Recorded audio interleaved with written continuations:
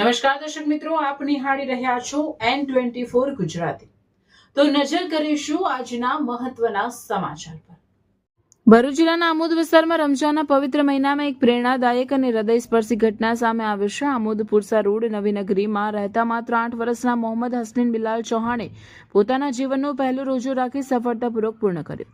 રમઝાન મહિનો મુસ્લિમ સમાજ માટે ખૂબ જ પવિત્ર અને આસ્થાનો મહિનો માનવામાં આવે છે। આ મહિનામાં રોજા રાખી અલ્લાહની ઇબાદત કરવામાં આવે છે અને આત્મશુદ્ધિ, સહનશક્તિ અને શિસ્તનો સંદેશ આપવામાં આવે છે।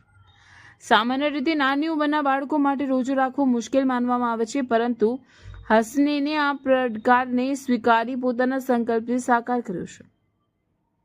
મળતી માહિતી મુજબ મોહમ્મદ હસનૈને ખૂબ ઉત્સાહ અને આનંદ સાથે શહેરીથી લઈને ઇફતાર સુધીનો આખો દિવસ રોજો પાડ્યો। દિવસ દરમિયાન તેણે ધીરજ, શાંતિ અને શિસ્ત સાથે રોજાની તમામ પરંપરાઓનું પાલન કર્યું હતું। પરિવારજનોના જણાવ્યા અનુસાર હસનૈને રોજો રાખવાનો ઉત્સાહ ઘણા દિવસોથી હતો અને આખરે તેણે પોતાની ઈચ્છાને પૂર્ણ કરી છે। બાળકના ઉત્સાહને જોઈ પરિવારજનોમાં ખુશીનો માહોલ જોવા મળ્યો હતો। ઇફતાર સમયે પરિવારજનો દ્વારા હસનૈનને શુભેચ્છાઓ પાઠવી તેની હિંમત અને શ્રદ્ધાની પ્રશંસા કરવામાં આવી। આસપાસના પડોશીઓ અને સ્થાનિક લોકો પણ હસનૈનના આ પ્રયાસથી પ્રભાવિત થયા અને તેને અભિનંદન પાઠવ્યા।